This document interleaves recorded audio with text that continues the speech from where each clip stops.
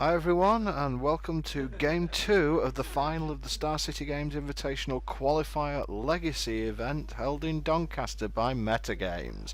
We have Raoul Zimmerman 1-0 up with his Jund deck against Ross Silcock playing Punishing Jund. How do you think these players might have sideboarded, Lee? I think there might be another couple of Sylvan libraries between both players, 60 now. Perhaps some more removal spells, more abrupt decays, more maelstrom pulses. Just generally looking for that more permanent removal. No turn 1 Deathrite Shaman from Ross, but Raoul's got one.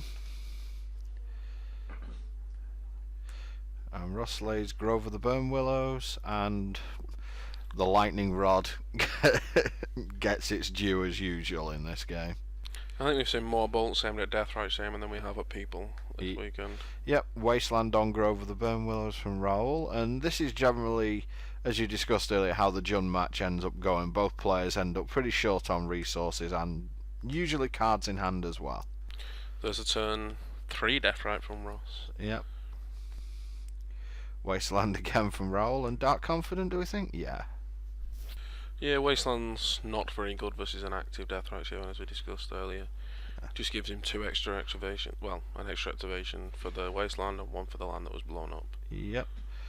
Ross tapping 2 and Abrupt Decaying the Dark Confident and Wand with the Deathrite Shaman. He's 4th ability. Attacking for 1. It just seems like the first few turns are played at 100 miles an hour and then people have to think playing the Jund match. It's because they've got to figure out which cards then got to do the heavy lifting. Yeah. And just a go there from Raoul, so that it looks like this second game, if Ross can muster a bit more offense, this second game might end up being just as lopsided as the first game was. It's interesting that Ross has left up Deathrite Shaman there. It could be that he's got a bolt in hand. Yep.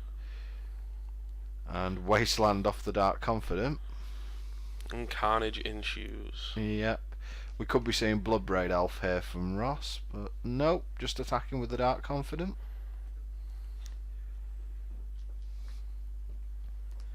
And Thoughtseize. This is going to basically make Ross decide on whether he's going to actually Wasteland that land.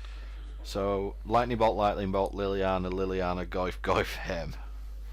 Probably takes the him, because it's not that effective to take anything else, really. No. I mean, a Bayou off the top here gets that Lily in play, or gets a Spud in play, but Raoul just might be too far behind on tempo. Yeah, I think Ross may just go for the Wasteland. Even though it costs him his own Bayou doing that? I think so, he might do, or he's just going to cast a threat. The big one. Yep, he has a Tarmogoyf of his own. I mean, he's not too worried about Liliana, it's like the bolts that might get him. Yep. Tarmogoyf currently looking a fairly healthy 4-5. Wasteland on Wasteland from Raoul and making another Wasteland. See what Ross turns over. Pretty good with that Bob. Yep, Bob does love him. Catacombs from Ross. Now, does he need to commit anything else to the board at this point? Or? He's not really worried about wrath effects or anything, so I'm pretty sure he's quite happy smashing some more guys on the board. Yep, just hitting for 6 there with his guys. And is this another Goyf? Oh, it's another Dark Confident. So yeah, I think he's far enough ahead that this should just bury Raoul in card advantage. Yeah. It's like he has the mana, he has the Deathrite. And he has 2 Dark Confidents and a Tarmogoyf.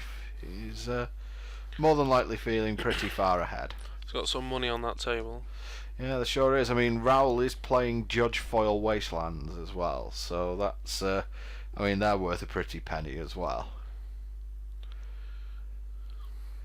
I mean, people talk about how the cost of getting into Legacy is very prohibitive, but all you got to do is make friends with people with lots of cards and give them a cut of whatever you win. And then if you're really bad, you don't have to give them anything. And the other side of that argument is that Legacy cards tend to have a bit more longevity than standard cards do. Yeah, like you can buy a standard deck, then 3 months, 4 months down the line, then it's obsolete. Yeah, and 2 years down the line, most of the cards aren't worth anything anymore, especially if they're not played in Modern. But So while the initial cost of getting into Legacy is very high, the longevity of the value of your cards tends to be a bit higher than if you would play standard formats. There's always that risk that Wizards are going to reprint those dual lands though, and like half the value.